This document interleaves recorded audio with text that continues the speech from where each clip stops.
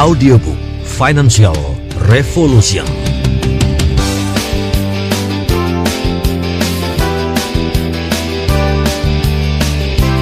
Audiobook Financial Revolution bersama Tung Desem Waringin, eksklusif Indonesia and Tony Robbins, Authorized Consultant.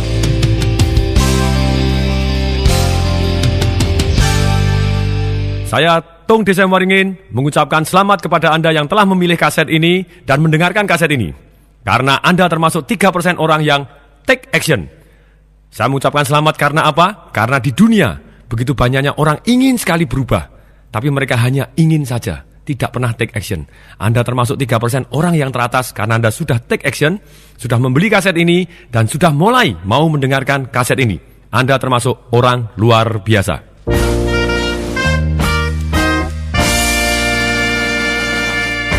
Tahukah Anda bahwa ternyata 1% orang di dunia itu menguasai 50% uang beredar, dan 5% orang di dunia menguasai 90% uang beredar. Saya pernah bekerja di satu bank swasta yang terbesar di Indonesia saat itu. Pada waktu saya short, saya ambil 1% top nasabah saya, ternyata menguasainya bukan hanya 50%, menguasainya 70% uang yang ada di bank saya tadi. Nah, sekarang pertanyaannya, kalau uang di dunia kita bagi rata, apa yang terjadi? Kita ambil dah, kita bagi rata. Itu yang menyedihkan, ternyata menurut Marshall Silver di bukunya Profit, Power, and Passion, bahwa 1% orang yang menguasai uang, 50% uang beredar di dunia ini, kemudian kalau dibagi rata kepada uangnya dah, diambil semua kemudian dibagi rata kepada semua orang di dunia, ternyata apa yang terjadi? Yang menyedihkan adalah dalam waktu 5 tahun, uang tadi akan kembali kepada komposisi yang semula.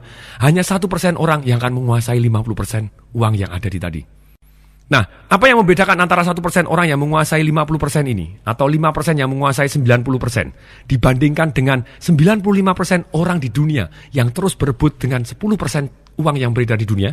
Ternyata yang membedakan begini, ketika uang tadi dibagi rata kepada mereka semua, orang-orang yang 95% orang yang menguasai 10% ini, begitu dia terima uang rata, yang membedakan mereka adalah mereka bertanya kepada diri sendiri, mau saya pakai apa ya?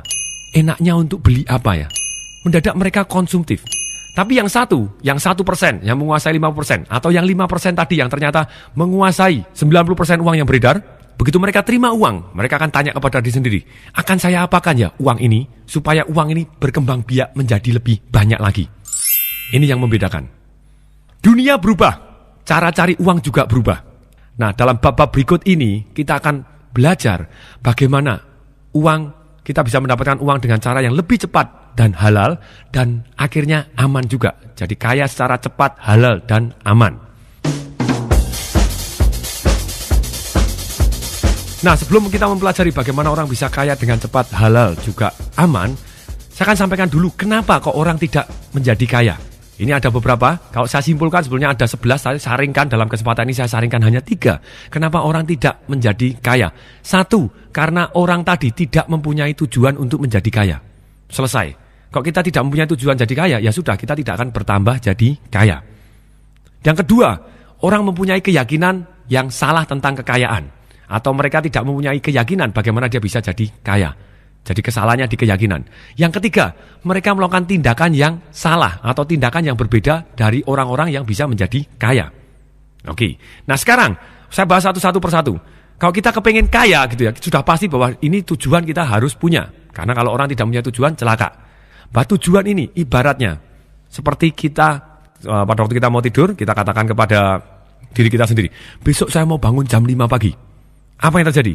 Ternyata besok pagi jam 5 kita benar-benar bangun tanpa melihat jam. Begitu jam 5, kita langsung bangun. Kok bisa? Betul sekali, karena subconscious kita akan bekerja. Tanpa melihat jam, kita tahu-tahu bangun jam 5. Nah, kalau kita tidak menentukan tujuan, dan kalau kita menentukan tujuannya salah, contohnya, besok saya mau bangun, ya sepagi mungkin lah. Apa yang terjadi? Ya akibatnya kita ada 2 reaksi. Betul sekali. 1 reaksi otak kita mengabaikan, ini yang ngasih perintah nih goblok nih. Nah, kalau goblok seperti begini ya tidak usah diturutin lah. Apa yang terjadi? Jam 8 kita jadi terlambat. Nah, demikian juga reaksi otak yang kedua, bahwa ternyata kita pada waktu kita mengatakan, oke, kita mau bangun sepagi mungkin, reaksi kita yang kedua adalah, otak kita menganggap serius sekali. Apa yang terjadi? Jam 1 pagi kita bangun, jam 1 lebih 10 kita bangun lagi, jam 1 lebih 20 kita bangun lagi, akibatnya kita tidak bisa tidur. Jadi kalau kita hidup tidak mempunyai tujuan, apa yang terjadi? Ya kita tidak akan kemana-mana.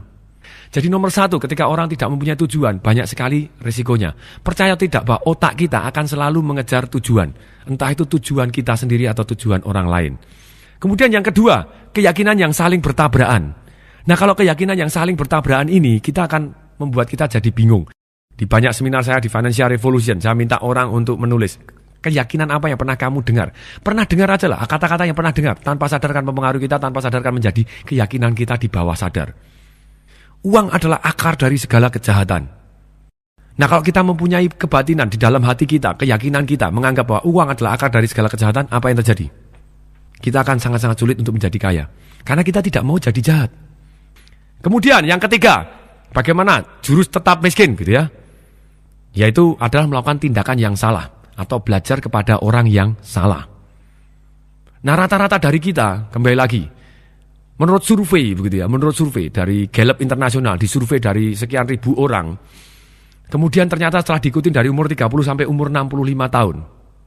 Ternyata persentasenya begini, 54% itu tergantung kepada yayasan atau tergantung kepada saudaranya.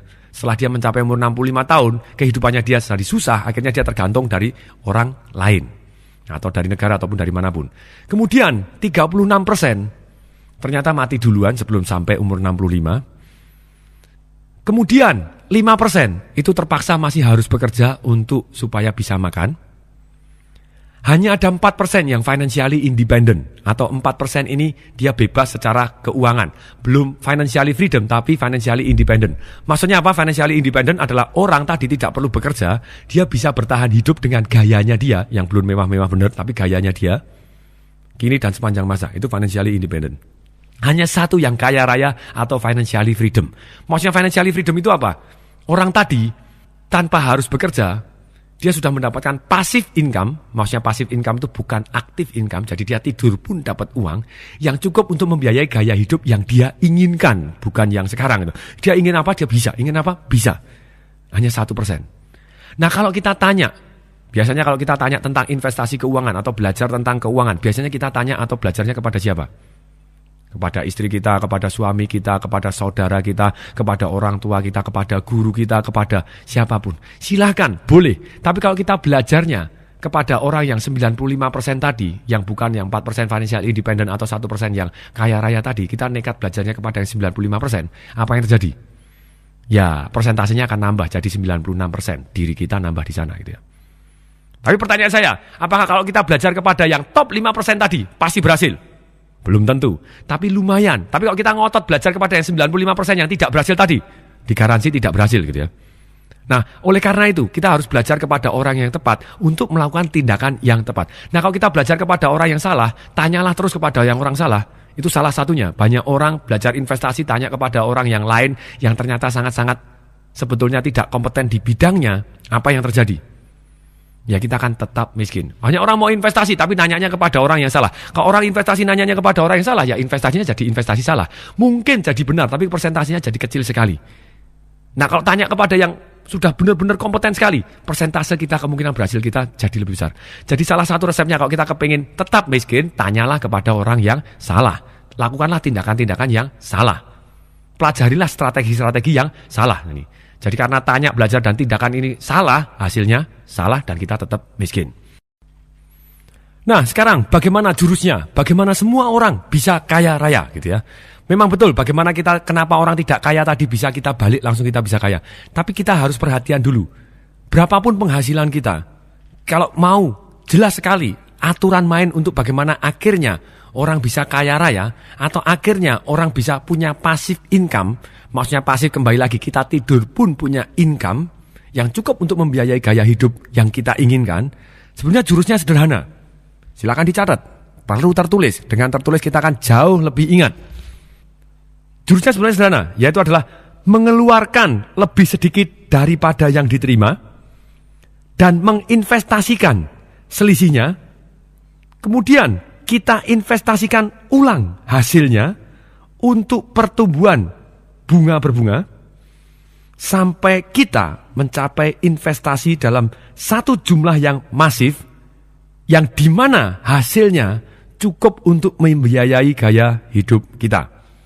Jadi bagaimana kita harus mengeluarkan lebih sedikit daripada yang diterima dan menginvestasikan selisihnya dan menginvestasikan ulang tadi hasilnya dari selisihnya yang tadi untuk pertumbuhan bunga berbunga sehingga kita mencapai satu investasi dalam jumlah yang masif sehingga investasi yang masif tadi menghasilkan satu bunga atau satu hasil yang cukup untuk membiayai gaya hidup kita dengan atau tanpa kita terlibat di dalamnya. Sebenarnya ilmunya yang sangat-sangat sederhana untuk bagaimana kita bisa kaya. Nah kemudian kalau dalam ilmu science of getting rich, bagaimana secara ilmiah kita bisa menjadi kaya raya? Sebenarnya science of getting rich, orang yang kaya atau science of getting success, atau science of getting promotion, science of getting what we want, secara ilmiah, sebetulnya bisa disimpulkan hanya dengan 3 saja. Orang yang sukses, orang yang kaya, orang yang apapun gitu, yang mencapai dari impiannya dia, bergerak dari tidak kaya menjadi kaya, orang yang tidak sukses menjadi sukses, ada pergerakan, ada perubahan tadi. Sebenarnya resepnya hanya 3 ini. Satu adalah orang tadi think in the certain way, berpikir dengan cara tertentu. Kemudian yang kedua, feel in the certain way. Yang ketiga, act in the certain way. Bahwa apapun di dunia, akan dijelaskan satu persatu, apapun di dunia yang kita mulai adalah dari think.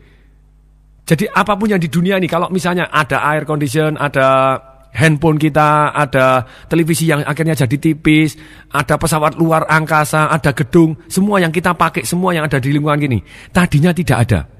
Kok bisa ada?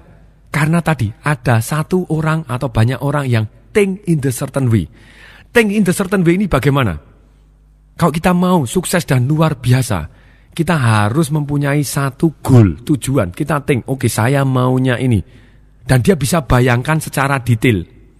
Contohnya, Akio Morita, pemilik Sony.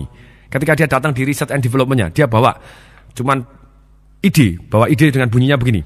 Saya mau membuat tape sebesar ini. Tape recorder sebesar ini. Lebarnya 10 cm, panjangnya 12 cm, tebalnya cuma 2 cm. Saya mau segini. Bagian research and development-nya bilang, wah tidak mungkin Pak, ini mana bisa, tidak bisa. Oke, dia jawab, find the way or create new one. Cari caranya atau ciptakan sendiri caranya. Pokoknya saya mau begini. Karena ada orang yang berani dengan fix, dia mau persis detailnya seperti ini. Akhirnya terjadi. Jadi salah satu tujuannya kembali lagi, kalau kita think in the certain way itu adalah kita harus memikirkan secara detail. Fokus kepada hal yang kita inginkan. Nah kalau kita tidak cukup jelas dan tidak cukup sering untuk mengulangi apa yang kita impikan, goal kita akan jadi burem dan kita akan jadi loyo. Jadi tugas kita think in the certain way, bahwa kita sebetulnya sampai boleh dikatakan kalau kita bisa tidur, makan, pun di belakang kita bayangkan impian kita gitu ya. Itu akan mempermudah kita untuk mencapai apapun yang kita inginkan. Di seminar saya gitu ya, seringkali saya ajarkan orang untuk merubah pikirannya dari yang kondisinya sekarang dengan menggunakan satu Swiss pattern. Maksudnya Swiss pattern itu apa? Bayangan kondisi kita sekarang yang mungkin tidak kita inginkan. Entah misalnya rumah kita yang jelek, mobil kita yang jelek, atau rekening kita yang ceritanya tinggal 20.000 padahal masih tanggal muda, misalnya begitu ya. Nah, kita yang tidak ingin seperti itu, bagaimana kita rubah? Tangan kiri kita di depan mata kita, kemudian kita bayangkan yang kondisi sekarang. Kemudian tangan kiri ini kita akan tabrak dengan tangan kanan kita gitu ya, dari bawah kita akan tembuskan ke atas, wus, piar begitu ya. Kemudian gambar yang tidak kita inginkan tadi pecah, langsung kita tangan kanan di depan mata, langsung kita bayangkan sesuatu hal yang sangat kita inginkan, rumah yang kita inginkan secara detail, mobil yang kita inginkan, jumlah rekening yang ada di jumlah rupiah atau jumlah angka yang ada di rekening kita. Apa yang terjadi? Dari survei saya, pada waktu saya minta orang membayangkan dari 20.000 rupiah, wus, piar, langsung 20.000 rupiahnya pecah-pecah, langsung tampak di depan mata kita, rekening kita sebesar 10 miliar. Ternyata 80% tidak bisa membayangkan angka 10 miliar, atau sangat-sangat kesulitan membayangkan angka 10 miliar masuk di dalam rekeningnya dia. Nah pertanyaannya, kalau membayangkan pun tidak bisa, bagaimana kita bisa dapat? Saya sendiri secara pribadi pertama kali untuk biar bayangkan 10 miliar sulit setengah mati begitu ya. Tapi begitu sampai akhirnya saya ambil buku tabungan saya, dan kemudian pada waktu buku tabungan saya tulis angkanya dengan ballpoint 10000000 dan 000. Saya pandangin terus. Dan bahkan saya tulis begitu besarnya di papan tulis. Sebelum tidur, sebelum turun dari ranjang, selalu saya lihat apa yang saya impikan begitu ya. Pertama kali angkanya belum sebesar itu gitu ya, masih ada yang lebih kecil. Nah tapi dalam hal ini pada waktu saya mulai bisa membayangkan dengan jelas di kepala saya, mendadak saya temukan peluang-peluangnya. Masih ingat? Kalau kita mau bangun jam 5 pagi mendadak kita, tahu-tahu jam 5 pagi bangun. Demikian juga ini, mendadak subconscious kita menemukan peluangnya. Ini peluangnya, ini peluangnya. Saya harus melakukan ini, saya harus belajar kepada ini. Mendadak peluangnya karena saya bisa bayangkan dengan sangat jelas yang saya mauin. Nah sebetulnya cara Swiss pattern ini pada yang tidak kita inginkan kemudian piar jadilah yang kita inginkan tadi. Ulang 30 kali satu hari gitu ya. Kalau bisa ribuan kali, saya membayangkan sudah ribuan kali. Dan yang kita bisa bayangkan, otak kita cenderung akan mendapatkan. Asal pada waktu kita bayangkan dengan total bulat, detail yang kita mau. Nah, jadi kita harus think dengan tujuan yang sangat-sangat detail, sangat-sangat jelas. Nah, banyak orang pada waktu menentukan tujuan. Oke, tugasnya sekarang, kita harus menentukan tujuan kita. Tujuan kita betul, harus S-nya harus spesifik, tadi harus sangat jelas. M-nya betul, harus measurable. Singkatannya SMART gitu ya. A-nya biasanya achievable, kalau saya enggak gitu ya. A saya ganti sendiri, antusiasable. Nah maksudnya antusiasable ini bagaimana? Kebanyakan orang menentukan goal sedemikian besarnya akibatnya dia sudah tidak antusias lagi, jadi malah jadi loyo, jadi tidak percaya lagi, jadi tidak semangat. Nah atau ada orang yang menentukan goalnya itu demikian kecilnya jadi nyepelein, tidak usah lah, tidak harus, tidak apa-apa lah itu. Nah itu yang terjadi kalau kita menentukan goalnya yang tidak membuat kita antusias, kita celaka. Jadi goal ini tidak boleh terlalu besar sehingga malah membuat kita takut jadi loyo. Tidak boleh terlalu kecil sehingga kita nyepelein gitu ya. Tapi goal ini harus membuat kita antusias. Walaupun untuk membuat kita antusias bisa jadi kita besar dan menurut orang lain tidak achievable, mana urus. Karena semua pencapaian yang ada di dunia saat ini tadinya 10 tahun yang lalu, 30 tahun yang lalu juga tidak achievable. Jadi SMART tadi spesifik, M-nya measurable, A-nya antusiasable gitu ya. Kemudian R-nya biasanya orang realistik. Ya kembali lagi, terserah kalau saya bukan realistik gitu ya. Ini mah harus result oriented. Maksudnya result oriented itu apa? Ya goalnya kita pengen punya uang apa? Berapa silakan. Tidak bisa goalnya, oke saya akan bekerja lebih rajin lagi. No way gitu ya. Jadi goalnya itu angkanya, bukan prosesnya dulu gitu ya. Bagaimana kita mencapainya nanti dulu itu, tapi sekarang kita harus secara result oriented R-nya. Jadi resultnya mana? Ini goalnya, ini angkanya. Jadi bukan prosesnya itu, tapi detail akhirnya yang saya mau apa. Kemudian T-nya, SMART gitu ya, T-nya juga timely, pasti harus ada jangka waktunya. Jangan khawatir, kebanyakan orang takut menentukan waktunya segini, karena takut tidak terkabul. Tenang aja gitu ya, Tuhan mungkin menunda, tapi tidak menolak kok. Nah kalau kita sudah tahu prinsip ini, beranilah menentukan satu goal, dan kemudian kita kasih jangka waktu, dan goalnya begitu detailnya dan bisa diukur. Kalau tidak bisa diukur, kita tidak bisa monitor. Kalau tidak bisa dimonitor, ya kita tidak tahu mencapainya atau enggak, kapan kita mencapainya. Jadi harus tadi, measurable tadi benar-benar harus diterapkan gitu.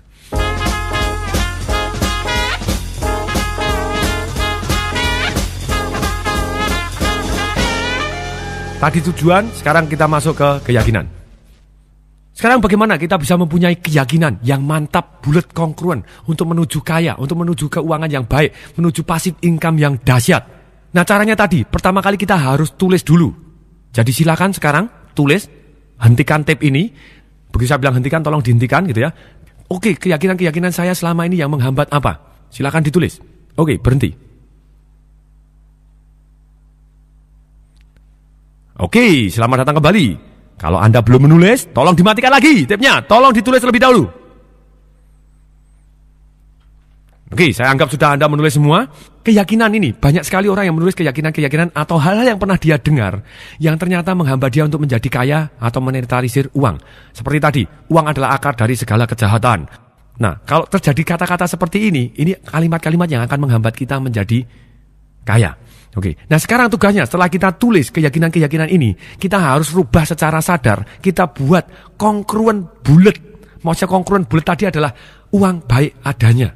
Sekarang silakan dihentikan dan dirubah secara sadar bagaimana menjadi baik keyakinan tadi.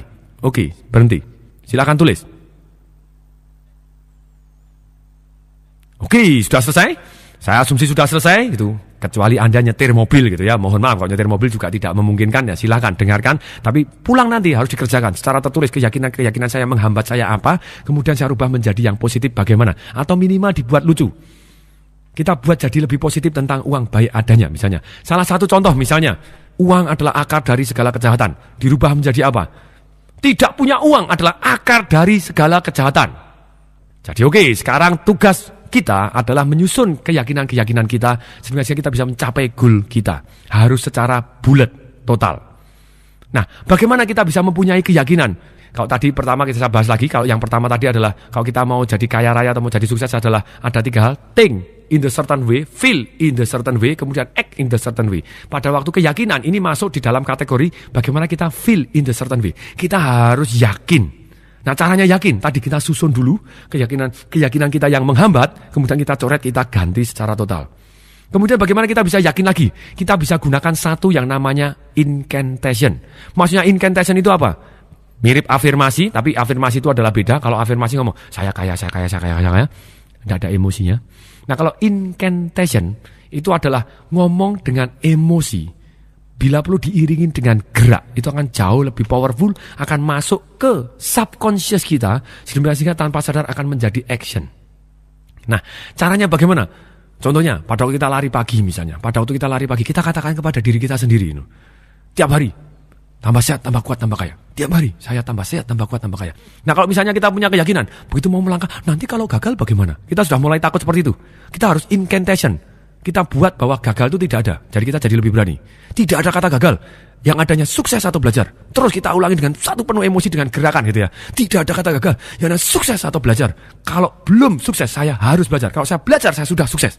Dan kalau kita ngomong dengan penuh emosi, tanpa sadar masuk ke bawah sadar kita, sedemikian sehingga kita jadi yakin. Oke, di feel in the certain way. Satu tentang keyakinan. Kemudian setelah yakin, kita akan berani gitu ya. Kita akan berani ambil keputusan. Bagaimana kita bisa berani? Kalau kita dari ragu-ragu, kemudian kita bisa merasa berani gitu ya. Pakai incantation tadi bisa. Kita rubah gerak kita juga bisa. Kalau kita dari duduk, kita lonjak-lonjak terlebih dahulu. Kita pengaruhi dari gerak, kita jalan lebih cepat. Kita senyum, kita tarik nafas panjang-panjang. Kita agak tengadah ke atas, dada dibuka. Mendadak kita bisa jadi berani. Jadi itu caranya bagaimana mempengaruhi kita supaya berani dari gerak kita. Fokus kita juga. Kita bayangkan yang kita inginkan. Kita fokus, kita lihat kita yang inginkan. Kita fokus, kita yang inginkan. Kalau misalnya ada sesuatu hal yang mengganggu fokus kita, atau kita fokus kepada masa lalu kita, harus dirusak. Maksudnya dirusak itu bagaimana? Harus dirusak polanya. Persis seperti orang menginterupsi. Begitu diinterupsi, jadi orangnya jadi agak kaget-kaget, bingung. Caranya bagaimana? Banyak, ada 12 cara. Tapi yang salah satu saya ajarkan yang sangat-sangat efektif, itu dengan gerakan gitu ya. Tadi dengan lonjak-lonjak, dengan apapun, dengan gerak, go, sampai kita berkeringat, kita akan maju kita akan dengan sangat-sangat mudah merusak pola atau fokus kita yang salah tadi. Kemudian pilihan kata, untuk supaya kita bisa berani, pilihan katanya yang digunakan. Nah, kalau kita pilihan katanya kita ngomong, saya bingung, ya kita akan bingung terus. Ganti, saya akan cari informasi tambahan. Dalam waktu sekian akan saya cari informasi tambahan, saya akan cari tahu siapa yang sudah berhasil, saya akan cari tahu siapa yang sudah berani ambil langkah ini, kemudian akan saya ikutin. Dan kalau sampai tanggal sekian, saya belum mempunyai informasi tambahan atau informasi tambahannya tidak cukup pun, saya akan tetap ambil keputusan. Karena saya tahu persis, kalau saya tidak ambil keputusan, itu berarti sudah keputusan. Oke, jadi berani, itu caranya adalah gerakan kita, fokus kita, kemudian juga pilihan kata-kata kita. Kemudian, yakin. Itu akan membuat kita jadi lebih enak, jadi kita lebih mantap. Kemudian pada waktu kita ceritanya mau berani, itu kita bisa pengaruh dengan berani, kita jadi lebih berani ambil langkah. Tapi kita masih perlu yang satu yang namanya komitmen. Kalau kita tidak komitmen, itu bedanya apa sih komitmen dengan orang yang ambil keputusan dan berani dan yakin aja gitu ya. Kalau komitmen, itu suka dan duga dijalanin. Bagaimana kita bisa komitmen? Kembali lagi, pengaruhi dari gerak. Pada waktu kita lagi loyo, saran saya gitu. Kalau saya mengalami, saya biasanya lakukan jam 1 malam begitu ya. Saya pasang trampolin saya tulis goal saya di papan tulis. Lampu saya matikan, saya pakai lampu kuning, saya sorot di goal saya. Dan saya lunjak 15 menit gitu ya. I will do it, saya akan lakukan ini, saya goal saya. Apapun yang terjadi akan saya lakukan ini, apapun yang terjadi akan saya capai ini. Mendadak saya full, pada waktu saya sampai bisa 15 menit sampai keringatnya kemana, sampai panas. Dan kemudian sampai bisa keluar air matanya. Mendadak emosi attach, emosi saya bulat. Saya harus melakukan. Ketika saya bulat, tadinya yang ragu-ragu, tadinya yang lucu, tadinya yang sudah hampir menyerah karena banyak penderitaan misalnya. Mendadak saya bangkit lagi dan boom, langsung. Besoknya apapun yang saya tunda tadi saya lakukan. Oke, nah itu tadi feel. Kemudian kalau feel, setelah kita yakin, terus kemudian kita berani, kemudian kita juga komitmen. Masih ada satu unsur lagi tambahnya adalah bagaimana kita bersyukur. Oke, yakin, berani, komitmen, kita akan gas terus, go. Kita akan bisa capai gitu ya, dengan mantap dan luar biasa. Kalau yang bersyukur, atau istilah bahasa Inggrisnya adalah resolve, itu adalah berbeda. Kita harus merasa bersyukur sudah. Satu teknologi yang berbeda gitu ya. Yang satu go, yang satu pada waktu kita bayangkan dalam kondisi yang rileks, tarik nafas, otak kita masuk gelombang alfa, yaitu hampir agak tidur, rileks gitu ya. Nah, kemudian riup istilahnya begitu. Nah, kemudian kita bayangkan persis bahwa yang kita mau tadi sudah. Dan pada kita tarik nafas, kita bayangkan sudah detailnya. Sedemikian sehingga kita bisa merasakan emosinya. Wah, enak ya kalau punya uang segini. Apa yang saya dengar pada waktu itu? Saya ngomong apa kepada kata-katanya kepada diri saya sendiri? Siapa yang memuji saya waktu itu? Orang-orang yang saya cintai ngomong apa? Betapa bangganya mereka gitu ya. Terus kemudian apa yang saya rasakan ketika saya punya yang saya inginkan tadi? Kemudian bayangannya secara detail bagaimana? Dan ketika saya bayangin secara detail dan saya merasa sudah, saya merasa relax, I feel so good. Dan dalam posisi seperti itu, kita berdoa kepada Tuhan kita. Terima kasih Tuhan, sudah. Thank you God, already done. Jadi kalau kita sudah merasakan sudah, kita bersyukur, kita relax. Tanpa sadar itu masuk ke dalam bawah sadar kita jauh lebih efektif. Jadi untuk memasukkan ke dalam bawah sadar kita supaya kita feel so good itu ada dua cara itu. Satu dengan secara sadar tadi kita pengaruhi keyakinan kita secara sangat sadar gitu ya. Terus kemudian kita pengaruhi keberanian kita dengan gerak kita, dengan fokus kita, dengan pilihan kata kita. Kemudian juga kita pengaruhi kita komitmen kita juga kembali lagi dengan gerak kita sampai kita komitmen dengan lakukan apapun gitu ya. Yang dalam arti positif. Kemudian kalau resolve ini kita pengaruhi secara bawah sadar kita anggap sudah terlebih dahulu. Napoleon Hill ngomong, what your mind can conceive and believe, you can achieve. You can conceive, mind kita bisa conceive, bisa kita susun jadi adanya. Believe, kita yakini tadi, you can achieve, kita akan bisa sampai. Napoleon Hill itu ya. Nah, sekarang dalam hal ini, kalau kita mau dengan sangat-sangat sukses, ya kita harus melakukan tadi, meditasi, relax. Saya biasanya malam hari saya melakukan meditasi sebelum tidur, terus meditasi, relax, saya bayangkan apa yang saya cita-citakan, sudah. Dan saya terima kasih Tuhan, sudah. Nah, seperti itu caranya. Pada waktu bagaimana kita feel. Sekarang kita akan masuk ke sesi berikutnya, yaitu adalah bagaimana kita act in the certain way. Act in the certain way. Ternyata begini, banyak orang yang sudah bisa think and feel, tapi kalau act-nya salah, hasilnya juga salah. Contohnya misalnya ada orang mau melihat matahari terbit. Dia sudah bisa think in the certain way. Detail sekali, mataharinya begini, segala macam begini. Dia bisa bayangkan dan ada emosionalnya. Wah, luar biasa. Dan dia semangat dan dia berani. Dan dia komitmen akan melakukan apapun. Dan dia sudah thanks God. Sudah Tuhan, terima kasih. Dia sudah bayangkan, sudah melihat matahari terbitnya. Tapi begitu bangun tidur, dia jalannya ke arah barat terus. Mungkin tidak dia bisa melihat matahari terbit. Mungkin kalau dia kepleset ketebak gitu, kemudian melihat ke timur, matahari terbitnya di timur gitu ya. Nah, tapi itu berdasarkan keberuntungan. Tapi kalau kita mau, bagaimana kita act in the certain way ini tadi, akhirnya kita bisa menuju mencapai apapun yang kita mauin tadi, termasuk dalam satu kondisi keuangan gitu ya. Tindakannya jelas, pasti tindakan satu pasti membuat tujuan. Kemudian yang kedua berikutnya, tindakannya bagaimana? Dia akan cari orang-orang yang sudah mencapai yang dia inginkan. Yang sebelum mencapai yang dia inginkan, dia harus tahu persis sebetulnya dia passionnya di mana. Jadi sebetulnya apa yang dia lakukan, yang dia sukai, apa yang dia dicintai. Kembali lagi, act in the certain way. Kalau boleh diulangi begitu ya. Sebelum kita menentukan tujuan kita mau kaya di bidang apa atau kaya dengan cara apa, caranya bagaimana supaya kita ambil tindakan bisa jadi kaya. Sebenarnya cara nomor satu adalah temukan dulu passion kita. Maksudnya passion itu apa? Apapun yang pada waktu kita lakukan, kita menjadi sangat-sangat semangat dan sangat-sangat bergairah. Nah, sekarang jadi bagaimana caranya menemukan passionnya terlebih dahulu? Caranya begini, jawab 3 pertanyaan ini. Kalau kita jawab 3 pertanyaan ini dan kemudian kita tulis, jawablah dalam kondisi tenang gitu ya. Kalau sekarang kita dalam kondisi tenang, hentikan sekarang dan dengarkan gitu ya. Dan kemudian tulis apa yang akan menjadi passion kita, gairah kita ada di mana. Tapi kalau enggak ya nanti pada waktu pulang cari tempat yang sepi, tenang, kemudian tulis sendirian begitu ya. Tulis, jawab 3 pertanyaan ini gitu ya. 1 pertanyaannya ini, apa yang saya senang sekali kalau pada waktu melakukannya. Oke. Kemudian berikutnya pertanyaan yang kedua. Apa yang saya selalu semangat pada waktu saya mengerjakannya. Jadi bukan hanya feel senang, tapi entusiasnya juga ada. Banyak orang senang, tapi nggak ada entusiasnya, nggak ada gairahnya, nggak ada ada satu getaran yang membuat dia lebih semangat, nggak ada gitu ya. Nah celaka. Jadi pertanyaan yang pertama, apa yang selalu saya senang pada waktu mengerjakannya. Yang kedua, apa yang selalu saya pada waktu mengerjakan saya semangat nih. Wah semangat nih. Wah saya semangat nih. Saya semangat nih. Semangat. Bergairah istilahnya begitu. Jawab sebanyak mungkin. Di list nggak masalah. Kemudian pertanyaan yang ketiga. Apa yang akan saya lakukan apabila saya tahu bahwa saya pasti berhasil dan tidak mungkin gagal? Ulangi lagi pertanyaan ini satu, ulangi lagi baru jawab, ulangi lagi, baca lagi baru jawab. Tulis pertanyaannya dan dibaca baru dijawab satu sampai banyak sekali. Kemudian dari situ mulai kita simpulkan apa yang saya lihat, apa yang saya dengar, apa yang saya rasakan dari diri saya sendiri. Temukan passionnya gitu ya. Ketika saya pada waktu itu melakukan ini dan begitu berulang, mendadak saya temukan, saya senang traveling, saya senang tinggal di tempat-tempat yang indah.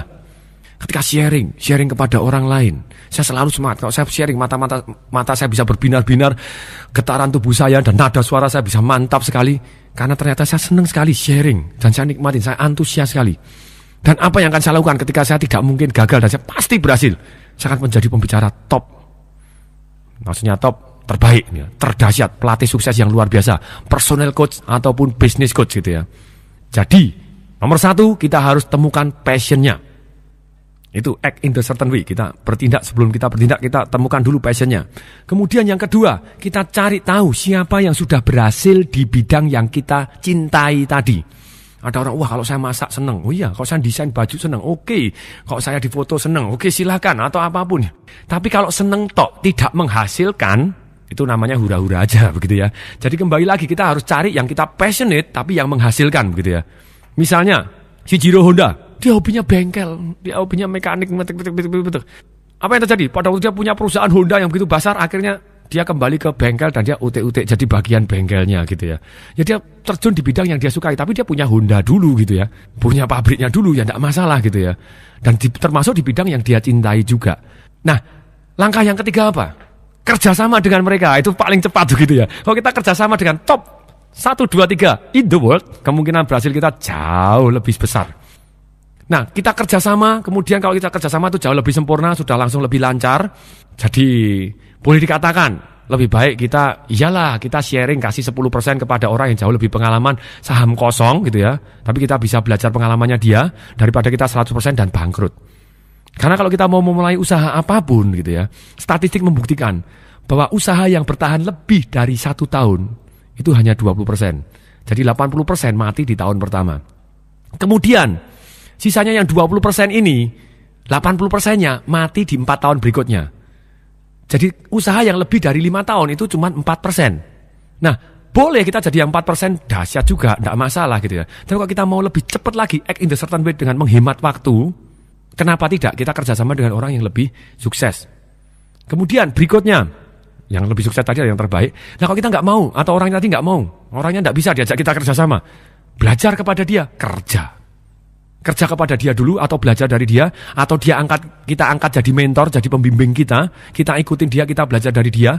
Bila perlu bayar tidak masalah gitu ya.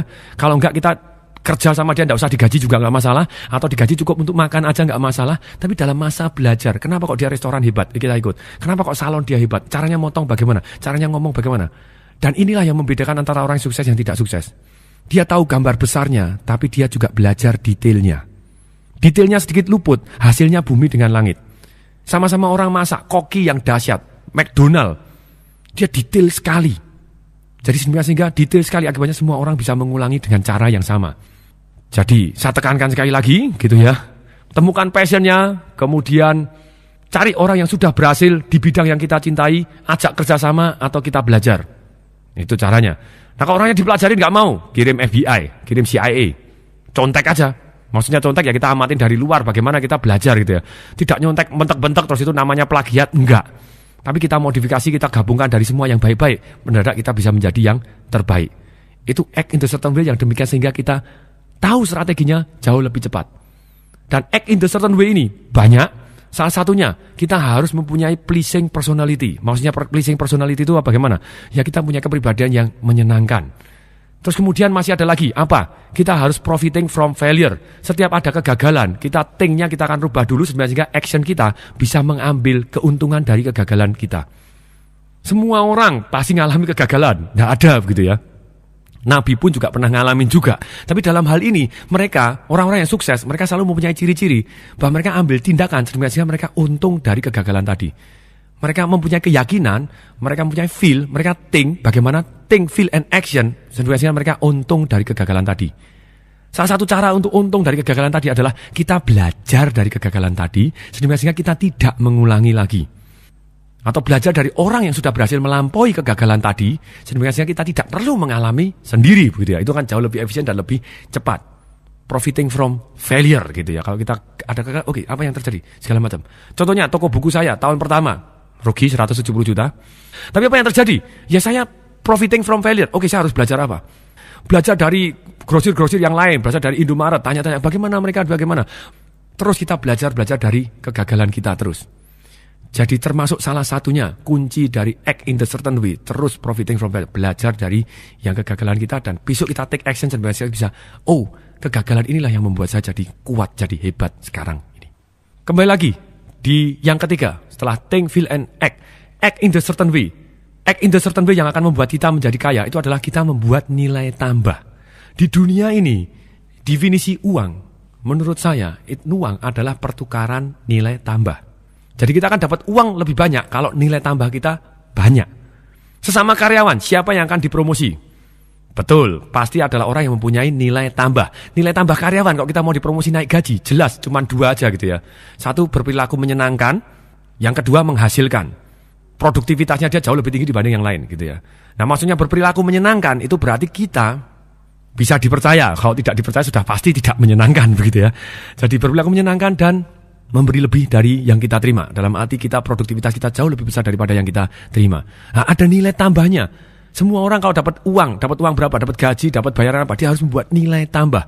Dan sama-sama, misalnya begini, sama-sama menjadi pembicara, nilai tambah saya apa misalnya? Oh, antusiasme, semangat saya, energinya, ilmunya, dan kemudian juga saya terus praktek. Jadi kelebihan saya apa? Oh, saya ngajarkan yang saya sudah praktek, misalnya begitu. Karyawan, nilai tambah siapa? Saya jujur, bisa dipercaya. Itu nilai tambah yang very, very good juga. Sebenarnya kalau prinsipnya, kita nilai tambah itu kita bisa ukur begini. Kita tidak mengalahkan orang lain, tapi kita membuat diri kita unggul. Beda. Kembali lagi, banyak orang bingung gitu ya. Loh, unggul kok tidak mengalahkan orang lain. Nah, kalau kita mengalahkan orang lain, kita bisa jadi dengan cara menjelek-jelekan orang lain, dengan menjatuhkan orang lain, kemudian dengan menyabotase orang lain. Banyak orang seperti gitu. Enggak, kita harus fokus bagaimana membuat nilai tambah kita sendiri lah. Kalau orang lain kalah ya salahnya sendiri gitu ya. Tadi kita tidak bermaksud menjelekkan dia, menjatuhkan secara negatif, enggak. Tapi kita fokus bagaimana membuat nilai tambah di diri kita sendiri, produk kita ataupun ide-ide kita. Nah, act in the certain way, kita harus fokus. Nilai tambah saya apa? Produk saya mempunyai nilai tambah apa? Ide saya mempunyai nilai tambah apa dibanding yang lain? Jasa saya mempunyai nilai tambah apa dibanding yang lain? Terus fokus cari nilai tambah. Setelah nilai tambah, kalau kita hanya sibuk membuat nilai tambah, saya yakin bahwa kita bisa kaya. Tapi kayanya akan jadi lama. Untuk bagaimana kita kaya sangat-sangat lebih cepat. Perhatian, saya akan buka satu rahasia. Kuncinya adalah ini. Jadi uang yang sangat banyak dengan sangat cepat sama dengan, oke saya ulangi, uang yang sangat banyak dengan sangat cepat sama dengan nilai tambah. Kalau tidak ada nilai tambah, ya celaka gitu ya. Harus ada nilai tambah. Komposisinya ini satu adalah nilai tambah, yang kedua dikali, yang ketiga leverage atau alat bantu.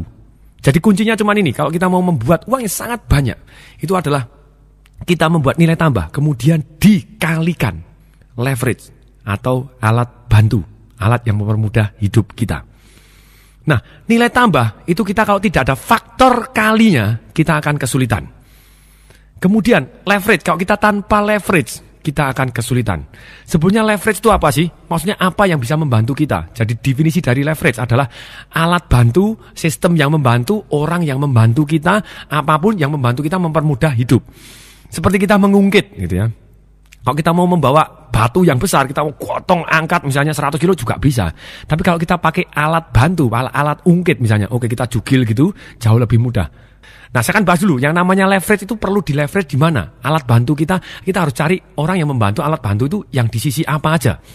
Itu ada singkatannya adalah RISE gitu ya. Maksudnya RISE apa? Maksudnya RISE itu R-I-C-E gitu ya. R-I-C-E, RISE. Nah RISE itu R, resources. Sumber dayanya bisa kita leverage, tidak perlu diri kita sendiri gitu ya. Maksudnya sumber daya apa? Resourcesnya, R-nya, resourcesnya. Modalnya tidak perlu modal kita sendiri. Time, tidak perlu time kita sendiri. Oke? Kemudian ide, tidak perlu ide kita sendiri. Kalau kita bisa kerjasama dengan the best in the world gitu ya, sudah digaransi plus minus kemungkinan berhasilnya 98% sendiri gitu ya. Jadi ide tidak perlu ide kita sendiri, kita bisa datangkan ide dari manapun. Kemudian C, kontak. Jadi pada waktu kita rise gitu, pada waktu resources, kemudian idenya, kemudian dalam hal ini kontak, maksudnya kenalannya, siapa kenalan? Tidak perlu kenalan kita sendiri, kita bisa gunakan kenalan-kenalan orang yang lain. Kemudian, expertise, tidak perlu keahlian kita sendiri. Itu kita harus cari siapa yang bisa membantu saya, siapa yang bisa membantu saya, siapa yang bisa membantu saya. Jadi apa yang bisa membantu saya, apa yang bisa membuat saya lebih cepat. Kalau saya tidak punya modal, siapa yang punya modal yang kira-kira bisa membantu saya. Ide, kok saya kehabisan ide, saya tak ke luar negeri dulu, oke boleh. Saya jalan-jalan dulu, saya survei kemana-mana. Oh mana ya, saya coba makan sini, coba ke sana, coba lihat sana. Mulai kita buka mata dan buka pikiran, buka hati. Mendadak kita akan temukan banyak ide yang bertebaran di sekeliling kita. Kita akan temukan gap. Jadi orang yang kaya itu pintar sekali menemukan gap. Maksudnya gap itu apa? Apa yang dibutuhkan orang dan yang belum dipenuhi gitu ya. Orang butuh ini tapi belum ada yang memenuhi. Oke, kalau saya penuhin akan jadi dahsyat luar biasa. Nah, tidak perlu kita belajar dari sendiri, tidak perlu kita coba-coba, kita bisa tes dari dan kita ambil dari ide-ide orang yang lain yang sudah terbukti sukses. Itu kan jauh lebih mudah gitu ya. Terus kemudian berikutnya, faktor kali. Orang-orang yang paling kaya di dunia, dia bisa membuat uang dalam jumlah yang sangat-sangat banyak dibanding orang-orang biasa karena dia menggunakan faktor kali. Mari kita lihat, orang yang paling kaya di dunia siapa? Bill Gates saat ini. Oke. Bill Gates, kenapa kok dia bisa kaya raya? Karena dia pakai faktor kali. Dia punya nilai tambah. Oke, nilai tambahnya apa? Microsoft-nya dia, Windows-nya itu ada nilai tambahnya. Ada dalamnya ada window untuk Excel, ada untuk Microsoft Word-nya untuk nulis, kemudian untuk PowerPoint. Kemudian apakah dia jual kepada retail? Pada waktu itu saya bingung. Kenapa ya? Microsoft ini kan dibajakin begitu banyak. Kok dia bisa kaya raya termasuk orang paling kaya di dunia? Dia jual kepada siapa? Langsung kepada IBM, produsen komputer, siapa lagi? Compaq, Toshiba, apalagi? Sony, apalagi? Acer, HP. Tapi apa yang terjadi? Ketika jual langsung kepada begitu banyaknya pabrik komputer tadi, apakah pabrik komputer dijual cuma satu aja? Enggak, langsung dicetak jutaan komputer. Oke, nah faktor kali ini bisa kepada bukan hanya ceritanya kepada langsung tek yang menyentuh kepada banyak, tapi satu tek yang menghasilkan banyak juga bisa. Misalnya ada orang tertentu langsung jual kepada satu pemerintah Indonesia, langsung seluruh Indonesia dia dapat. Oke, itu faktor kali gitu ya, luar biasa. Nah, banyak orang ketika tahu persis bahwa ini faktor kali, sekarang kita tanya kepada diri kita sendiri dulu. Saya sudah punya nilai tambah, faktor kali saya apa? Faktor kali saya siapa? Jadi kembali lagi, ingat faktor kali kita. Jadi simbolnya, oke, tolong tangannya disilangkan di depan dada semua. Ini adalah simbolnya faktor kali. Nah, dengan kita punya simbol seperti ini, kita akan tahu persis. Setiap waktu kita ingat, faktor kali saya apa? Faktor kali saya siapa? Saya sudah punya nilai tambah, bagaimana bisa mencapai kepada lebih banyak orang. Satu saya sentuh, tapping point, satu tak langsung banyak. Satu tak langsung menghasilkan. Faktor kali saya siapa? Faktor kali saya apa? Nah, untuk mendukung bagaimana faktor kali ini bisa bekerja, saran saya, kita harus bergaul atau punya satu kelompok. Istilah saya adalah mastermind, orang-orang yang terus menjadi kenalan kita dan percaya kepada kita dan kita percaya kepada dia, gitu ya.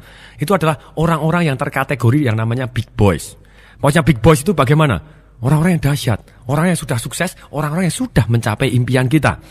Atau minimal orang-orang yang sudah sukses di bidangnya dia masing-masing. Nah, maksud saya begini, jadi 80% waktu kita harus fokus belajar kepada orang-orang yang jauh lebih sukses di bidang yang kita ingin sukses. Sedangkan 20% kita belajar kepada siapapun. Kepada kere di pinggir jalan boleh, kepada orang yang gagal boleh untuk kita pelajarin supaya kita dapat pelajaran untuk jadi lebih baik. Tapi saran saya 80% waktu kita harus fokus dan belajar dari orang-orang yang jauh lebih sukses dari kita. Oke, sekarang kita adalah masuk sesi bagaimana uang mengejar kita. Tadi kita sudah mempercepat, sekarang kita spesifik lagi. Caranya bagaimana? Tindakan yang mana yang akan membuat uang mengejar kita? Oke, enak mana? Kita ngejar-ngejar uang terus dalam hidup atau kita biarkan uang mengejar kita? Sudah pasti jawabannya enak, uang mengejar kepada kita. Kalau kita kepingin uang mengejar kita, jadi kuncinya sebenarnya hanya ada 5 bagaimana uang mengejar kita. Satu, harus kita membuat nilai tambah. Kemudian yang kedua, kita komunikasikan. Yang ketiga adalah kepada orang yang tepat. Yang keempat, dalam jumlah yang banyak. Yang kelima, dengan cara yang tepat. Nilai tambah, komunikasikan. Jadi kita harus membuat nilai tambah ini dikomunikasikan kepada orang yang tepat. Nah, maksudnya begini. Nah, kalau kita maksudnya orang yang tepat itu tadi, kepada faktor kali kita. Kemudian yang berikutnya, dalam jumlah yang banyak. Karena yang namanya faktor persaingan. Kalau orang mau lari ke tempat kita, biasanya dia ada sense of urgency. Why I must come to your place? Why I must buy? Kenapa saya harus beli? Kenapa saya harus datang ke tempatmu menggunakan jasamu? Nah, ketika seperti itu, kita nilai tambahnya luar biasa. Orang yang banyak tahu, mendadak orang berebut ke tempat kita. Dan itu tergantung waktu kita sejumlah banyak, berapa banyak. Terus bagaimana kita bisa leverage kepada orang lain, atau istilahnya faktor kali kita. Jadi kita tenang-tenang aja produksi.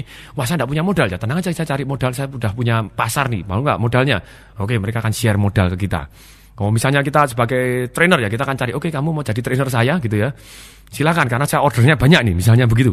Nah, tapi yang hal ini yang terjadi ketika kita mulai komunikasikan kepada orang yang tepat dalam jumlah yang banyak. Kemudian berikutnya, dengan jumlah yang banyak tadi, contohnya begini. Kalau misalnya mau jual mobil, tes saja jual mobil misalnya. Kalau kita jual mobil, coba tes, pasang iklan gitu ya, pasang iklan. Dijual cepat, butuh uang. Nah, ini kan sudah ada sense of urgency-nya. Wah, ini berarti mau dijual murah. Anda berminat, silakan telepon nomor sekian. Pada waktu telepon, nah kita kumpulin, yang telepon berarti sudah orang yang tepat, betul? Tapi kita butuh dalam jumlah yang banyak sekaligus. Nah, caranya bagaimana? Kita kumpulkan, begitu kita terima, oke, silahkan sekarang Bapak datang, kalau Bapak betul-betul minat saya akan jual, tapi saya bisanya hari Sabtu, jam 11.30 sampai jam 12, Pak. Di luar itu saya nggak bisa. Ketika sekian puluh banyak orang telepon, misalnya 30 orang telepon, tolong please datang jam 11.30 sampai jam 12. Apa yang terjadi? Mungkin belasan orang yang akan datang di saat yang bersamaan. Aha, orang yang tepat dalam jumlah yang banyak sekaligus. Ini akan ada sense of urgency-nya dan berebutnya tinggi gitu ya. Jadi ketika kita kepingin membuat uang lari kepada kita, mengejar kepada kita, kembali lagi saya ulangi, kita harus mempunyai nilai tambah, kemudian kita komunikasikan, kemudian yang ketiga kepada orang yang tepat, yang keempat dalam jumlah yang banyak, yang kelima dengan cara yang tepat, uang akan lari ke kita. Sekarang kita masuk satu sesi, bagaimana kita bisa aman. Setelah kita mempelajari bagaimana kaya cepat, kita harus tahu juga bagaimana kaya tapi aman. Seperti dikemukakan di awal-awal kaset, bahwa tidak ada pekerjaan yang aman, orang kaya pun juga bisa bangkrut. Nah, salah satunya bagaimana kita bisa aman? Ada 3 cara. 1, bahwa kita harus always learn and open mind. Kita harus selalu buka mata dan terus belajar. Karena waktu berubah demikian cepatnya. Kalau kita tidak belajar, mendadak bisnis kita bisa hilang ditelan zaman. Contohnya, video tape teknologi dikembangkan selama 100 tahun. Begitu keluar VCD player dalam 4 tahun, mendadak punah. Nah, kalau kita ngotot aja tetap tidak mau open mind dan tidak mau belajar terhadap lingkungan seketika di sekeliling kita, apa yang terjadi? Mendadak bisnis kita hilang tanpa kita ketahuin gitu ya. Jadi always learn. Kemudian, kalau kita terus belajar ini penting sekali. Kemudian yang kedua, kita harus melakukan yang namanya multiple source of income. Tapi selalu ingat, kalau kita mau multiple source of income, kita harus punya primary source of income lebih dahulu. Maksudnya primary source of income itu tadi bagaimana? Sesuatu hal yang kita cintai, yang menghasilkan uang, istilahnya active income kita mengerjakan sesuatu yang bidang kita cintai, ya kita menjadi primary kita. Contohnya kalau saya primary saya jadi pembicara, saya jadi trainer. Sedangkan multiple source of income saya saya punya toko buku, saya punya e-learning company juga, dalam arti saya menjadi distributor yang global leadernya di Indonesia, misalnya begitu. Ini jadi kita multiple source of income, alokasikan waktu kita untuk berpikir, saya harus punya multiple source of income lagi dari mana ya? Saya harus punya sumber income lagi dari mana ya? Apa yang bisa menjadi sumber income? Tapi jangan lupakan primary source of income-nya dulu gitu ya. Oke. Kemudian sekarang unsur yang ketiga, bagaimana kita bisa aman secara keuangan. Saya ulangi lagi, yang pertama adalah kita harus always learn and open mind, terus belajar dan terbuka pikirannya. Kemudian yang kedua adalah bagaimana kita menciptakan sumber income kita yang lebih dari satu. Kemudian yang ketiga, bagaimana kita mempunyai satu yang namanya aset alokasi. Selain sumber income, kita harus melakukan aset alokasi. Aset alokasi ini bagaimana? Yaitu dengan cara bagaimana kita membagi income yang sudah masuk di dalam diri kita atau kepada perusahaan kita. Kalau menurut saya adalah minimal kita akan bagi menjadi 3. 1, kita harus alokasikan kepada satu yang aman. Kemudian yang kedua, kita harus alokasikan kepada satu yang menjadikan cadangan kita. Yang ketiga, silakan dihabiskan. Nah, persentasenya berapa gitu ya? Biasanya tergantung dari berapa besar income kita. Kemudian yang kedua, berapa besar pengeluaran kita. Yang ketiga, berapa besar tekad kita untuk secepatnya financially independent. membuat uang akhirnya bekerja kepada kita. Nah, maksudnya apa? Kalau kita sangat-sangat kepingin sekali untuk bagaimana secepat mungkin financially independent, kita akan terus fokus bagaimana memperbesar income kita dan bagaimana kita biaya hidupnya ditekan atau pengeluaran kita ditekan seminimal mungkin gitu ya. Nah, itu yang terjadi. Banyak orang salah sangka, Pak, kalau saya penghasilannya kecil, terus aset alokasinya kecil dong. Salah, kalau penghasilannya kita kecil, malah kita harus masukkan ke yang daerah aman dan yang di cadangan atau yang ditumbuh tadi harus lebih besar lagi. Karena contohnya begini, kalau penghasilan kita misalnya 100 juta, 90 juta mau dihabiskan semua, ya enggak apa-apa, dia bisa nabung 10 juta. Kalau 10 juta peternaknya dia akan lebih gede lagi. Tapi kalau penghasilan kita 1 juta, nah kita malah harus ikat pinggangnya lebih kencang. Kalau kita hanya 10% atau misalnya hanya 100 ribu, ya bisa, tapi sangat-sangat lama gitu ya. Nah kita kalau bisa ngirit 500 ribu, ya 500 ribu aja, 500 ribunya. Yang lain sisanya masukin ke investasi kita gitu ya. Nah sekarang, jadi caranya bagaimana? Saya akan ajarkan cara yang sederhana dulu. Yang sederhana itu caranya begini. Minimal, minimal 10% kita masukkan ke dalam yang aman. Kalau saya bilang minimal, lebih boleh?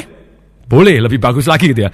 Minimal 10% taruh aja yang ke yang aman. Ciri-cirinya yang aman ini bagaimana? Ciri-cirinya yang aman ini kemungkinan berhasilnya adalah 95% sampai 99,99%. Oke, kemungkinan berhasilnya.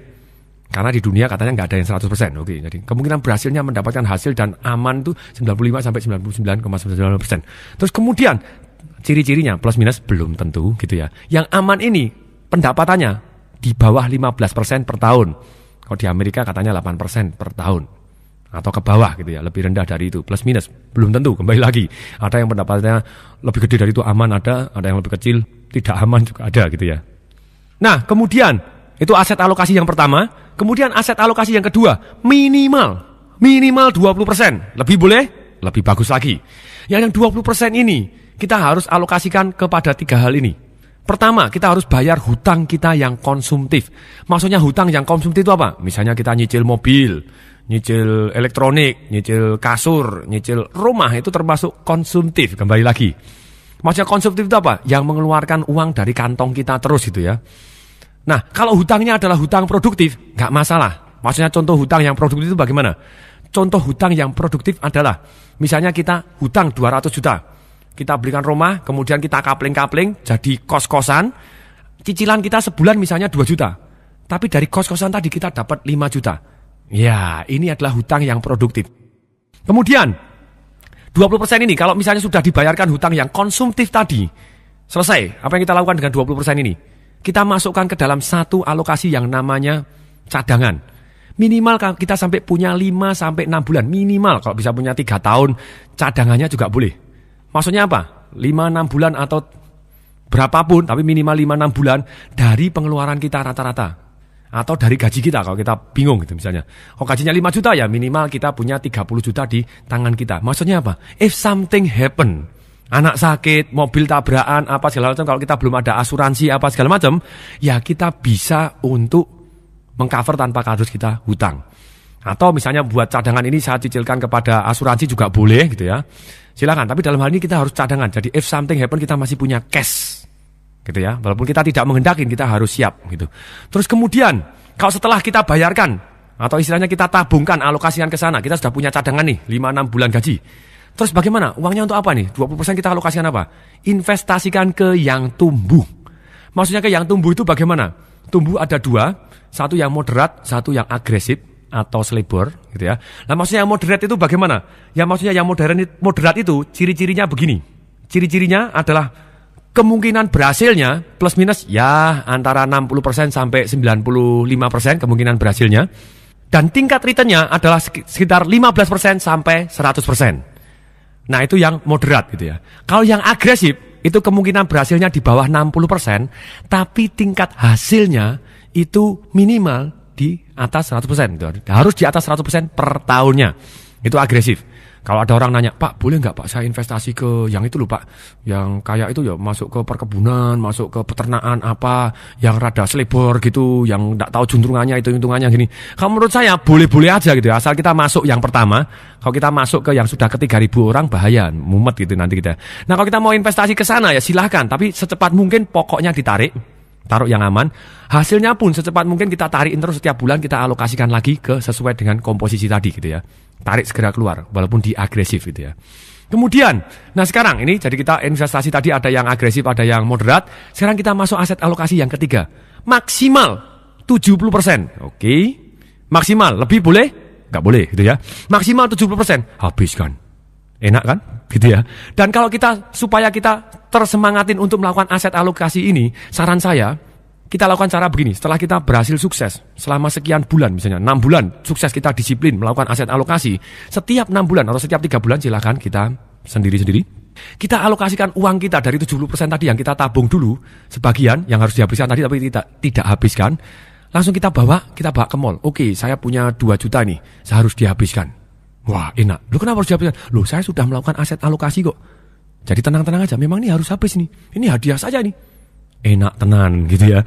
Enak tenan karena kita sudah mempunyai aset alokasi yang sudah bekerja untuk kita yang aman. Nah, sekarang kita akan masuk ke aset alokasi yang lebih canggih atau sophisticated istilahnya begitu ya. Nah, aset alokasi ini tergantung dari sistem umur dan tergantung dari kategori keberanian kita untuk mengambil risiko. Maksudnya apa? Nah, kita akan bagi dulu, kita umurnya berapa dan tingkat keberanian kita ambil risiko berapa. Aman, kita termasuk orang yang konservatif, atau termasuk orang yang moderat, atau orang yang termasuk agresif. Ini untuk mengelola sesuai dengan keberanian kita dan umur kita. Nah, kalau misalnya contoh gampang seperti gini, kita masih kategori umur 20 atau sampai 30 tahun.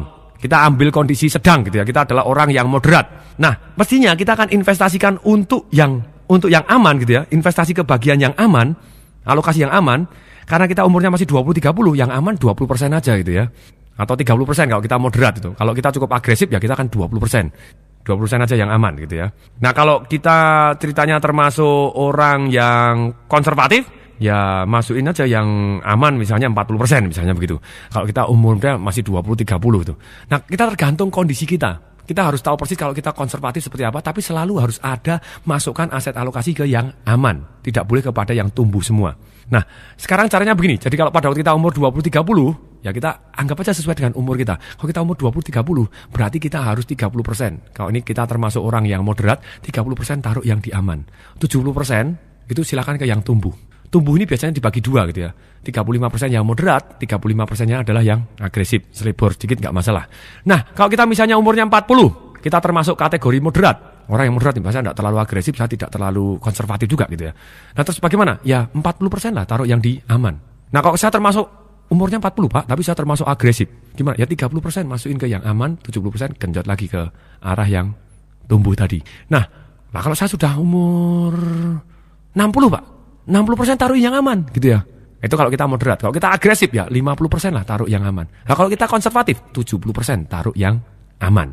Nah, banyak orang ngomong, Pak, lu kalau saya mau tumbuh daripada saya taruh yang aman, bunganya cuman 12%. Kalau saya gulungkan gini kan bisa ratusan persen. Mau jadi 9 orang yang terkaya di dunia pada saat itu, yang akhirnya mati dalam kemiskinan, bangkrut, masuk penjara, atau ada yang bunuh diri, ada yang masuk rumah sakit jiwa? Oke. Orang yang paling kaya pun belum tentu aman, usaha yang paling sukses pun belum tentu aman. Alangkah baiknya kita selalu mempunyai satu cadangan yang ada, yang minimal. If something happen, kita masih ada yang punya peternakan duit ini tadi. Kembali lagi, kalau kita mempunyai misalnya 10 miliar, jadi 20 miliar, percaya atau tidak, kita tidak dianggap pinter-pinter bener, dan gaya hidup kita tidak akan berubah banyak. Naik Mercy ya tetap Mercy, misalnya begitu ya. Ya biasa-biasa aja, nggak akan berubah begitu banyak. Tapi kalau 10 miliar jadi 0, oke, orang akan menganggap kita goblok setengah mati. Kemudian yang berikutnya, kita akan lebih sulit untuk bangkit. Jadi perhatian, jadi alangkah banyak kita melakukan aset alokasi. Nah, kalau aset alokasi yang aman, itu harusnya bagaimana? Boleh diambil tidak? Prinsipnya adalah tidak boleh diambil sampai kapanpun. Di sini ada satu prinsip yang namanya untuk menjalankan aset alokasi ini, ada satu prinsip yang namanya menunda kesenangan. Di Harvard, Fakultas Psikologi, dilakukan penelitian, sekian ratus anak dites di depan anak-anaknya. Tadi dikasih permen coklat, satu-satu semua di depannya. Jadi anak yang umur 4-5 tahun ini dikasih tahu, kamu boleh makan sekarang juga karena permen sudah jadi milik kamu. Tapi kalau kamu mau menunda kesenangan, tidak dimakan lebih dahulu, saya akan kembali lagi 30 menit. Dan pada waktu 30 menit saya lihat kamu, permennya masih ada. Nanti kamu, siapapun yang permennya masih ada, akan saya kasih 2 permen coklat tambahan baru. Penelitian ini dilanjutkan 30 tahun kemudian. Apa yang terjadi? Orang-orang yang mampu menunda kesenangan tadi, sekolahnya jauh lebih bagus. Pada waktu dia bekerja, karirnya jauh lebih bagus. Pada waktu mereka berdagang, mereka jauh lebih sukses dan lebih kaya dibanding yang tidak mampu menunda kesenangan. Wah Pak, kalau terlanjur mati dulu bagaimana? Oke, percaya atau tidak, harapan hidup kita semakin lama semakin tinggi. Banyak orang merasa bahwa dia akan mati muda. Makanya dia foya-foya terus. Apa yang terjadi? Ternyata dia tidak mati-mati. Dan pada waktu mati, dia seolah-olah tidak pernah hidup. Karena tidak ninggalin apapun. Dan pada waktu hidup itu tahun terakhirnya dia sangat-sangat sengsara. Kalau misalnya kita pensiun umur 55 tahun, kategori istilahnya sekarang harapan hidup sampai 85. 55 tahun pensiun, berarti 30 tahun kita pensiun. Tidak mempunyai income, jadilah Anda yang ke 54% tergantung kepada orang lain, kalau masih hidup gitu ya. Atau jadi 5% yang masih harus bekerja keras untuk menghidupin kita. Sebenarnya yang 5% ini sebenarnya dia ingin masuk ke kategori yang 36% yang mati itu. Aduh, daripada kesannya saya mati dulu aja deh itu. Mungkin dia seperti itu, dari kepengen bunuh diri seperti yang konglomerat tadi misalnya. Tapi dalam hal ini kita kembali lagi. Kalau kita benar-benar mau aman, lakukan aset alokasi. Loh Pak, nanti kalau ini hasilnya bagaimana aset alokasi lagi? Oke. Dengan aset alokasi ini kita gulungkan terus kita tunda kesenangannya. Bukan nunda sepenuhnya karena kita masih ada hadiah setiap 6 bulan atau setiap 5 bulan. Ya, kita dapat duit, kita bisa senang. Tidak masalah karena kita sudah aset alokasi. Ternyata kalau kita melakukan yang namanya aset alokasi dan kemudian kita gulung-gulung terus, kita memanfaatkan keajaiban dunia yang ke-8. Apa itu? Nah, ini Albert Einstein, cerita tentang Albert Einstein. Albert Einstein pertama kali datang di Amerika, diwawancara oleh wartawan di Amerika.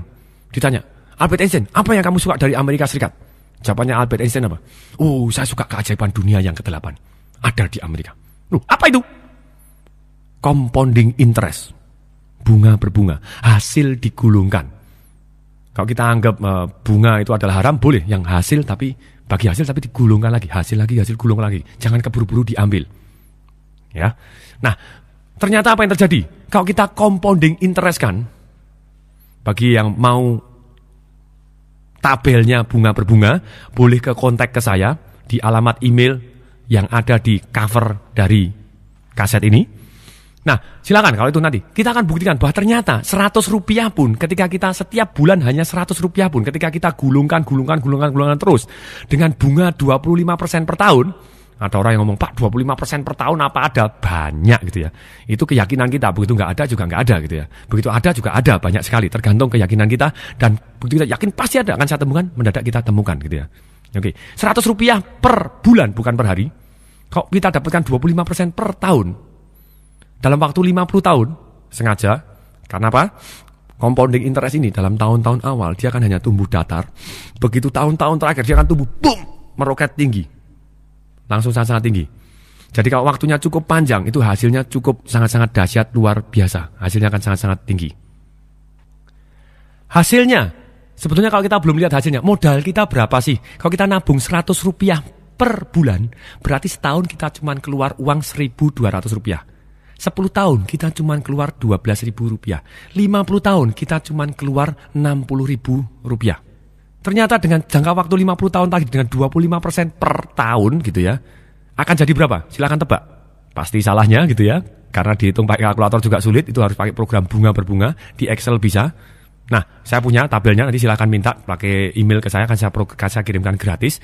Nah ini, ternyata kalau 100 rupiah kita tabung terus-menerus dengan bunga 25% dalam waktu 50 tahun, akan jadi 1.179 juta rupiah. Itu duit cuma 60.000 gitu ya. Oke, kalau orang ngomong, Pak, saya males dah kalau nungguin lamaan dah. Tak taruh 60.000 aja, biarin bunga berbunga 25% gitu ya. Selama 50 tahun, nanti jadi berapa ya? Langsung aja saya tak kasih 60.000 sekarang. Oke, jadi berapa? Jadi 14.159 juta. Oke, pada waktu saya pernah presentasi ini kepada salah satu doktor ekonomi gitu ya, penasihat presiden. Nah, pada waktu dia ngomong kepada saya, wah luar biasa ya Pak Tung ya. Wah, saya borosin duit handphone berapa ratus ribu nih sebulan. Kalau digulung gini lumayan juga gitu ya. Tapi mendadak karena dia dokter ekonomi, dia ngomong kepada saya ini, sebentar Pak Tung, tapi kan tidak sebesar itu. Kan masih ada inflasi. Oke, waktu itu Bu, ada 3 hal saya bilang gitu. Nabung 100 rupiah aja ngarepin inflasi. Oke, hal yang kedua, enak mana inflasi segede apapun, punya 14.159 juta, atau tidak punya duit sama sekali. Ya selalu enak punya duitnya. Kemudian yang ketiga, Ibu yang doktor ekonomi, juga para ahli ekonomi yang mendengarkan kaset saya ini, kalau saya salah tolong diralat. Betul tidak? Secara dalam kondisi normal, yang namanya tingkat investasi, istilahnya bunga atau reksadana atau apapun begitu ya, tingkat investasi yang normal itu biasanya sekian persen di atas inflasi. Yang normal gitu. Misalnya dalam beberapa waktu ini, waduh bunganya cuma 4% misalnya, tapi ternyata bulan tersebut adalah deflasi, malah bukan inflasi, misalnya begitu. Nah, kemudian kalau misalnya, Pak, ada kondisi tidak normal, betul, ada kondisi tidak normal. Misalnya dulu pada waktu tahun 1997 di Indonesia terjadi boom inflasi yang gila-gilaan 400% gitu ya, sampai 400%. Bunga bank pada waktu itu 75-72%. Kalau bunga bank 72%, inflasinya 400%. Banyak orang wah seneng dapat duit, dapat bunganya lebih bersih, dapat 72%, dia seneng. Tapi kalau para pengusaha, dia jeli sekali. Saya punya nasabah yang luar biasa pada waktu itu, langsung beli mobil banyak sekali dia. Kijang sekian 60 biji gitu ya. 60 biji, satu bijinya 35 juta. Besoknya karena inflasi 400%, naik 90 juta, 110 sampai 120 juta. Dalamnya sekian bulan, kemudian dia jual lagi dengan harga 90 juta, laku kayak kacang goreng, sebetulnya dia untungnya sudah lebih dari 200%. Daripada hanya bunga bank 75%, nungguin setahun lagi misalnya begitu. Nah, dalam hal ini kita tahu persis bahwa kalau dalam kondisi tidak normal ya lebih baik kalau misalnya inflasinya lebih gede daripada bunga bank, orang pasti tidak mau ditabung di bunga bank. Rata-rata orang yang dahsyat dia akan ambil kesempatan untuk beli properti, beli barang karena hasilnya akan jauh lebih tinggi tingkat investasinya, pengembaliannya. Oke. Nah, sekarang kalau kita terlambat, kalau kita tidak melakukan aset alokasi, apa yang terjadi? Mari kita tes itu ya. Di tabel saya misalnya kita punya saldo awal. Misalnya kita punya saldo awal 20 juta. Kemudian setoran per bulan kita adalah 1 juta. Tingkat suku bunganya misalnya nih kita ambil 14%. Pajak misalnya sementara tidak ada karena ini tingkat investasi yang tanpa pajak misalnya. Reksadana nggak tahu sampai kapan tanpa pajak. Tapi misalnya gitu ya. Misalnya 20 juta setoran awal. Setiap bulan kita tambahin 1 juta. Dalam jangka waktu 20 tahun. Tingkat bunga 14%. Kita akan mendapatkan hasil 1,6 miliar. Oke. Nah kalau kita 5 tahun lebih awal nabungnya, 20 juta kemudian kita tambahin, 5 tahun lebih awal aja. Sengaja saya ambil angka 20 dan 25 tahun, itu baru cukup signifikan hasilnya, istilah compounding growth-nya. Akan jadi berapa? Misalnya sekarang kalau 25 tahun. Kalau 25 tahun ternyata akan jadi 3,3 miliar. Oke. Nah kalau kita telat 5 tahun, hasilnya bumi dan langit bisa separuhnya tidak ada gitu ya. Nah kalau kita lebih awal ya kita harus lakukan lebih disiplin, hasilnya lebih luar biasa. Jadi bagi yang masih muda ya lakukan sekarang. Kalau yang sudah tua ya lebih baik sekarang daripada telat.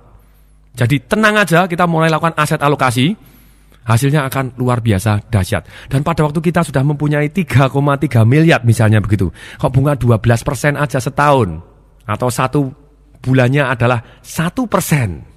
Kita akan dapat 33 juta rupiah per bulan. Untuk pensiun cukup lumayan kalau misalnya tingkat hasilnya. Memang betul kita harus perhitungkan inflasinya. Tapi percaya atau tidak bahwa dalam ini kalau kita yang namanya kita compoundingkan terus, inflasinya kalah gede. Tapi kita harus perhatian benar yang namanya komponen inflasi ini. Kalau kita investasinya di bawah inflasi, uang kita akan dimakan inflasi. Jadi kita harus pastikan minimal sedikit aja di atas inflasi. Kok bisa banyak di atas inflasi? Ya kita lebih bagus lagi. Makanya selain yang aman, kita harus kasih investasi kita dari aset alokasi kepada yang growth atau yang tumbuh. Demikian Financial Revolution kaset ini. No action, nothing happen. When you take action, miracle happen. Knowledge, pengetahuan, something. Tapi action is everything. Jadi knowledge dengan action, perfect thing. Jadi kalau kita sudah tahu, mulailah take action sekarang juga. Saya Tung Desem Waringin mengucapkan salam dahsyat.